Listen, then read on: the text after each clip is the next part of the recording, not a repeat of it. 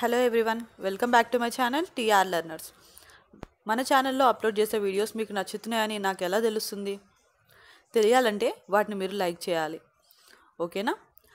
Okay, మనం ఇప్పుడు Andhra Pradesh open 10th March 2024లో వచ్చిన తెలుగు ఎగ్జామ్ క్వశ్చన్ పేపర్లో ఏమేమి క్వశ్చన్స్ వచ్చాయి అని మీరు ఏ విధంగా రాశారు, ఎందుకు ఫెయిల్ అయ్యారు, లేదంటే మీరు ఈజీగా ఎలా సప్లిమెంటరీలో పాస్ అవ్వగలరు, ఏం నేర్చుకోవాలి, మనం చెప్పిన క్వశ్చన్స్ ఎన్ని రిపీట్ అయ్యాయి, ఎన్ని రాలేదు, ఒకసారి చూద్దామా? మనకి ఇక్కడ టైం 3 hours, మ్యాక్సిమం మార్క్స్ 100 అనమాట. అన్ని ప్రశ్నలకు సమాధానాలని సమాధాన పత్రంలోనే రాయాలంటే మనకి ఆన్సర్ బుక్లెట్ ఇస్తారు కదా, దాంట్లోనే రాయాలన్నమాట. ప్రతి ప్రశ్నకు కోరిన విధంగా జవాబు రాయాలి. అంతర్గత ఎంపిక మాత్రమే ఉంటుంది. ఓకేనా? ఇంటర్నల్ చాయిస్ మాత్రమే ఉంటుందన్నమాట. అయితే మనం ఫస్ట్ భాగం 1 చూద్దాం. భాగం 1 మనకి అవగాహన ప్రతిస్పందనకు సంబంధించి ఉంది. అవగాహన ప్రతిస్పందనలో మొత్తం 32 మార్కులు. దాంట్లో ఫస్ట్ది ఏంటంటే క్రింది పద్యములలో ఒకదానికి ప్రతిపదార్థం రాయండి. ఓకేనా? మనం ఫస్ట్ నుంచి నేను చెప్పేది ఏంటి, మీకు ఏదైతే కష్టంగా ఉంటుందో వాటిని లీవ్ చేసేసి ఈజీగా ఉన్న వాటిని మొత్తం అంటే కంప్లీట్గా పర్ఫెక్ట్గా నేర్చుకోండి అని చెప్తా. అవునా? ఈ ప్రతిపదార్థం చాలామంది కష్టంగా అనిపిస్తుంది కాబట్టి దీన్ని లీవ్ చేయమని చెప్తూ ఉంటాను. అయినప్పటికీ నెక్స్ట్ ఇయర్ వాళ్ళకి యూజ్ అవుతుంది కాబట్టి ఏమేమి పద్యాలు వచ్చాయో చూద్దాం. ఒకదానికి ఇక్కడ 8 మార్కులు అనమాట. 2 ఇచ్చారు మనకి, ఏదైనా ఒకటి రాయాలి. 8 మార్కులు అయితే వస్తాయి. మా సర్దారుడు తొందరన్ బడి యా సన్మార్గముంబనన్ అని చెప్పేసి ఆ పద్యం ఒకటి ఇచ్చారు. ఇంకొకటి నీరము తప్త లోహమున నిలిచి అనామకమైన నశించు అనే ఈ 2 పద్యాలు అయితే మనకి ఇచ్చారనమాట. ఈ రెంట్లో ఒకదానికి ప్రతిపదార్థం రాస్తే సరిపోతుంది. 8 మార్కులు వస్తాయి.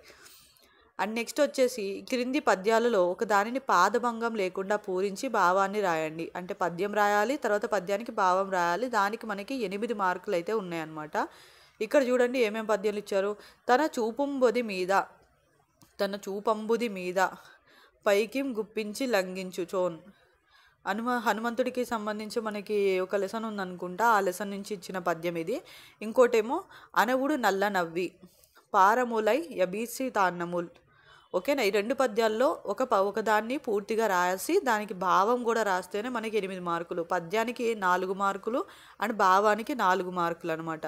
మేము ఈజీగా పాస్ అవ్వాలనుకుంటున్నాం, పాస్ మార్క్స్ వస్తే చాలు అనుకున్న వాళ్ళు ఈ పద్యాలు ప్రతిపదార్థాలు లీవ్ చేసేయచ్చు. 16 మార్కులు మనం వదిలేసినట్టు అవుతుందన్నమాట వాటిని లీవ్ చేస్తే. కానీ ఏవైతే పర్ఫెక్ట్గా నేర్చుకోండి అని చెప్పినవి ఉంటాయో ఇంపార్టెంట్ అనేవి, అవి తప్పకుండా కంప్లీట్గా పర్ఫెక్ట్గా నేర్చుకుంటేనే మీరు ఏవైతే ఇప్పుడు నేను వదిలేయండి ఈ ప్రతిపదార్థం చదవద్దు, పద్యాలు చదవద్దు అని చెప్తున్నానో అది ఎవరికి, ఎప్పుడైతే నేను చెప్పినవి పర్ఫెక్ట్గా మిగతావన్నీ నేర్చుకుంటారో వాళ్ళకి మాత్రమే. అవి సగం ఇవి సగం నేర్చుకునే వాళ్ళైతే అన్నీ కూడా సగం సగం నేర్చుకోండి. అంతే తప్ప మీరు చెప్పారు మేము అవే చదివాము మేము ఇవి అస్సలు నేర్చుకోలేదని చెప్పేసి అసలు అనుకోవాల్సిన అవసరమే లేదు. ఓకేనా? ఇవి నేర్చుకోండి అని చెప్పినవి ఎప్పుడైతే పర్ఫెక్ట్గా నేర్చుకుంటారో అప్పుడు మాత్రమే మీరు వీటిలో చాయిస్ తీసుకొని కొన్ని బిట్స్ వదిలేసి మిగతా బిట్స్ చదివే అవకాశం అయితే ఉంటుంది.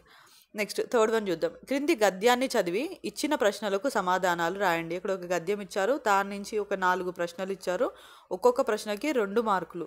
ఈ గద్యం ఇచ్చి దాని నుంచి ప్రశ్నలు అడిగేవి చాలా ఈజీ అనమాట. వీటి నుంచి మనం ఫుల్ మార్క్స్ ఈజీగా తెచ్చుకోవచ్చు.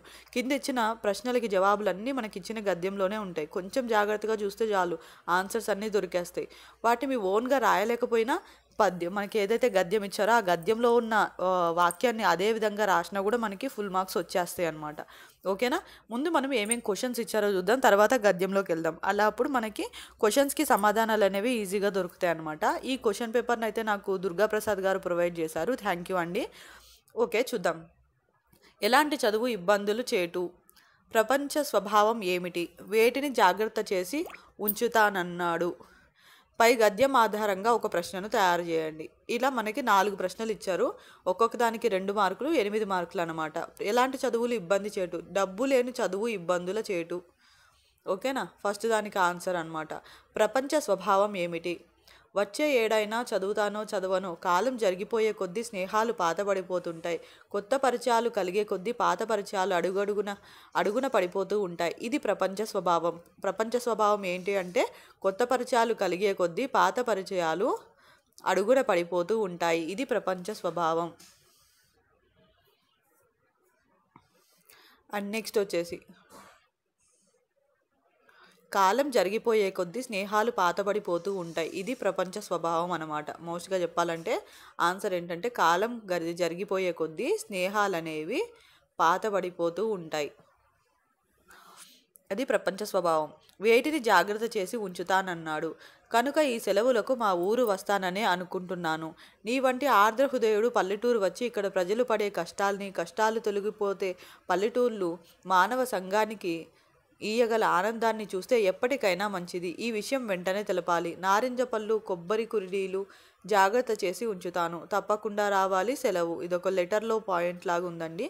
వేటిని జాగ్రత్త చేసి ఉంచుతానన్నాడు? నారింజ పళ్ళు ఇంకా కొబ్బరి కురిడీలు.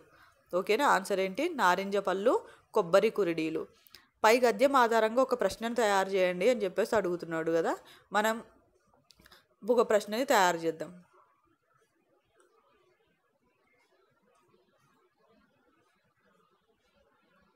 ఓకే, మనం ఇక్కడి నుంచి ఫస్ట్ పారాగ్రాఫ్ నుంచి ఒక క్వశ్చన్ వచ్చేసింది.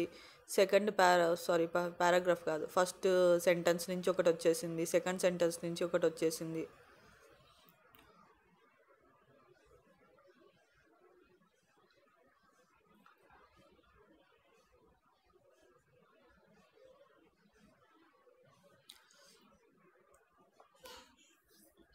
ఓకే, మనం సెలవులకు మా ఊరు వస్తానని అనుకుంటున్నాను అని చెప్పేసి మనకి ఇక్కడైతే ఒక సెంటెన్స్ ఇచ్చాడు కదా. కొత్త పరిచయాలు కలిగే కొద్దీ పాత పరిచయాలు అడుగున పడిపోతుంటాయి అని చెప్పేసి ఇచ్చారు కదా. దాన్ని యూజ్ చేసుకొని మనం సెంటెన్స్ అంటే అదే ప్రశ్న తయారు చేయొచ్చు. కొత్త పరిచయాలు కలిగే కొద్దీ ఏవి పాత పడిపోతూ ఉంటాయి, లేదంటే ఏవి అడుగున పడిపోతూ ఉంటాయి. మనకి మరి ఇది వేరే ఆన్సర్కి వచ్చింది కదా, ఇది రాయొచ్చా లేదా అనే అనుమానం అవసరం లేదు. దాంతో మనకు సంబంధం లేదు. ఒక క్వశ్చన్ తయారు చేయమన్నారు కాబట్టి చేసేయాలి. కొత్త పరిచయాలు కలిగే కొద్దీ ఏవి అడుగున పడిపోతూ ఉంటాయి క్వశ్చన్ మార్క్. ఓకేనా? ఇట్లా రాయటం వల్ల మనకి 8 మార్క్స్ అనేవి ఈ బిట్ నుంచి ఈజీగా వచ్చేస్తాయి. తర్వాత ఇంకేముంది? క్రింది వాక్యాలను సంఘటన క్రమంలో రాయండి. సంఘటన క్రమంలో అమర్చండి. 4x2 8 మార్కులు. ఈ లెసన్స్ మీకు తెలుసుంటేనే కనీసం వీటిని మీరు రాయగలుగుతారనమాట. ఓకేనా? ఎందుకంటే లైన్లో ఏది ముందు జరిగింది, ఏది తర్వాత జరిగింది అని చెప్పేసి రాయడానికి. ఇక్కడ ముందు అసలు ఏమేమి సెంటెన్సెస్ అంటే వాక్యాలు ఇచ్చారో చూద్దామా. తాటక వధతో దుష్ట సంహారానికి పూనుకున్నాడు రాముడు. కోసల దేశాన్ని దశరథ మహారాజు పరిపాలిస్తున్నాడు. చైత్ర శుద్ధ నవమి నాడు కౌసల్యకు శ్రీరాముడు జన్మించాడు. రామాయణ గాథను సంక్షిప్తంగా వాల్మీకి వినిపించాడు నారదుడు. ఇందులో ఫస్ట్ మనం ఆలోచించినట్లయితే మనకి రామాయణం తెలియని వాళ్ళు ఎవ్వరు ఉండం కదా. కాబట్టి కొంచెం ఆలోచించినట్లయితే ఒకవేళ లెసన్ చదవకపోయినా కూడా మనం రాయొచ్చు అనమాట. ఫస్ట్ చూడండి, సెకండ్ది ఫస్ట్ వస్తుంది. కోసల దేశాన్ని దశరథ మహారాజు పరిపాలిస్తున్నాడు. ఓకేనా? తర్వాత చైత్ర శుద్ధ నవమి నాడు కౌసల్యకు శ్రీరాముడు జన్మించాడు. తాటక వధతో దుష్ట సంహారానికి పూనుకున్నాడు రాముడు. రామాయణ గాథను సంక్షిప్తంగా వాల్మీకి వినిపించాడు నారదుడు. ఓకేనా? అయితే ఈ లెసన్లో ఫస్ట్ అంటే లెసన్ నేను కూడా చదవలేదు.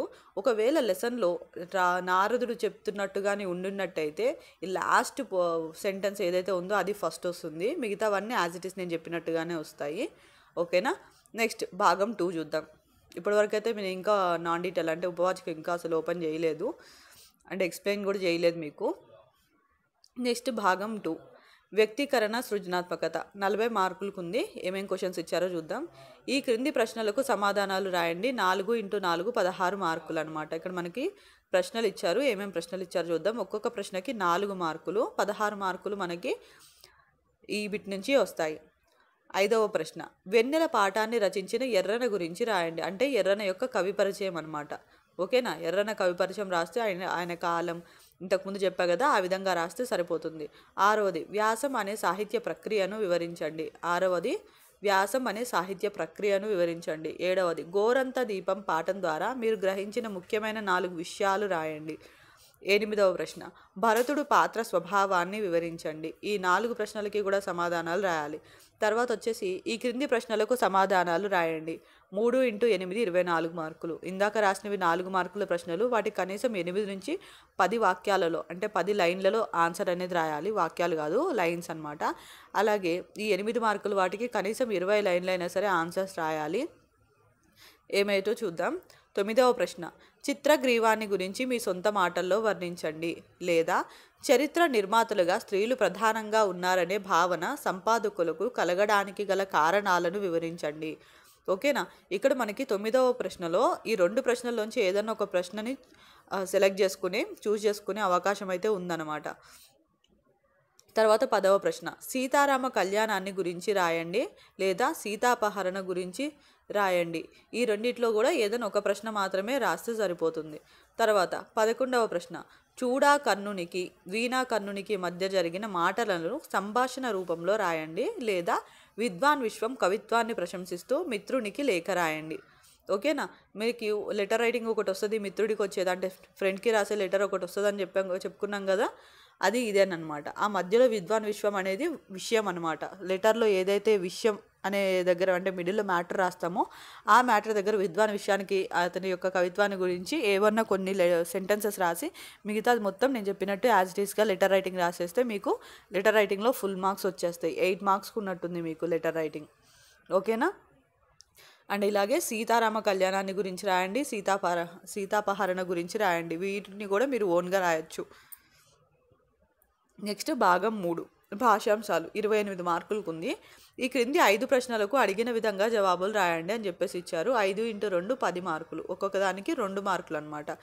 లేమా ధనుజుల గెలువగ లేమా, ఈ వాక్యంలోని అలంకారాన్ని గుర్తించి లక్షణం కూడా రాయమని అడుగుతున్నారు.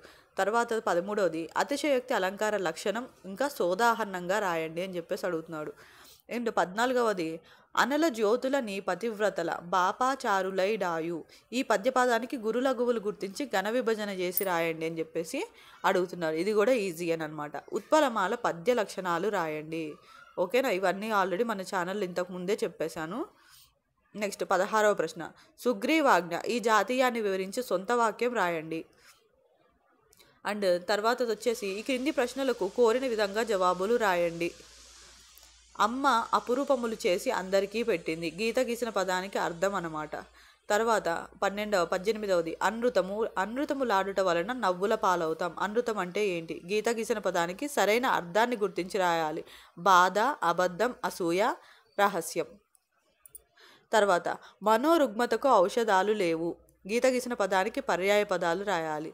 20వది, శివాజీ నేత్రములు ఎర్రబడ్డాయి, గీత గీసిన పదానికి సరైన పర్యాయ పదాలు గుర్తించి రాయండి. 21వది, మంచి మిత్రుడు గొప్ప పుస్తకం వంటివాడు, గీత గీసిన పదానికి నానార్థాలు. పారావారంలోని నీరు తాగడానికి పనికిరాదు, గీత గీసిన పదానికి వ్యుత్పత్తి అర్థం ఏంటి? 23వది, పాఠశాల మా ఇంటికి దూరంగా ఉంది, గీత గీసిన పదానికి వికృతి పదం రాయండి. 24వది, కృష్ణానది సంద్రంలో కలుస్తుంది, గీత గీసిన పదానికి సరైన ప్రకృతి పదం రాయండి. 25వది, పుస్తకాలు మన నేస్తాలు, గీత గీసిన పదాన్ని విడదీసి రాయండి. సంధి విడదీసి రాయటం అన్నమాట. 26వది, దేవాలయం పరిశుభ్రంగా ఉంది, గీత గీసిన పదంలో గల సంధి పేరు ఏంటి? దేవా ప్లస్ ఆలయం. 27వది, సంధి పేరు రాయాలన్నమాట, సవర్ణ దీర్ఘ సంధి అని. తర్వాత 27వది, వేప చెట్టుకు ఉయ్యాల పీట కట్టారు, గీత గీసిన పదానికి విగ్రహ వాక్యం రాయండి. 28వది, 10 రోజుల కూలి ₹6, పై వాక్యంలో ద్విగు సమాసాన్ని గుర్తించి రాయండి. 10 రోజులు ద్విగు సమాసం అవుతుంది అనమాట. 29వది, సోందేవుడు శివాజీ ఆజ్ఞను పాటించాడు, ఈ వాక్యానికి వ్యతిరేకార్థక వాక్యం రాయండి. అంటే పాటించాడు అంటే పాటించలేదు అని రాస్తే సరిపోతుంది. 30వది, మాధవి జడ వేసుకుంది, మాధవి పూలు పెట్టుకుంది, ఈ 2 సామాన్య వాక్యాలను కలిపి సంశ్లిష్ట వాక్యంగా రాయండి. అంటే ఆల్రెడీ ఇవన్నీ కూడా నేను ఎక్స్ప్లెయిన్ చేశాను, చూడకపోతే ఒకసారి చూడండి, మన ఛానల్లో వీడియోస్ ఉన్నాయి సామాన్య వాక్యాలని సంశ్లిష్ట వాక్యాలుగా ఎలా రాయాలనేది. అండ్ నెక్స్ట్ 31వది, పులికంటి వారు కథలు రాశారు, పులికంటి వారు నాటకాలు రాశారు, ఈ 2 సామాన్య వాక్యాలను కలిపి సంయుక్త వాక్యంగా రాయండి. సంయుక్త వాక్యాలు కూడా ఆల్రెడీ ఛానల్లో వీడియో ఉంది, చూడండి. 32వది, ఆంజనేయుడు సముద్రాన్ని దాటగలడు, ఈ వాక్యం ఏ రకమైన సామాన్య వాక్యమో గుర్తించి రాయండి. 33వది, ఈ పుస్తకం ఎవరిదో, ఈ వాక్యం ఏ రకమైన సామాన్య వాక్యమో గుర్తించి రాయండి. 34వది, ప్రశ్నార్థక వాక్యం ఒకటి రాయండి. ఏదన్నా సరే ప్రశ్నార్థక వాక్యం, ఒక ప్రశ్న రాస్తే సరిపోతుంది అనమాట. ఈ విధంగా మనకి 2024 మార్చ్లో ఆంధ్రప్రదేశ్ ఓపెన్ స్కూల్లో open 10th Telugu question paper అయితే ఈ విధంగా ఉంది. ఇది మీకు యూజ్ అవుతుంది అనుకుంటున్నాను. వీడియో నచ్చితే లైక్ చేయండి, షేర్ చేయండి అండ్ సబ్స్క్రైబ్ చేసుకోవడం మాత్రం మర్చిపోవద్దు. Thank you for watching.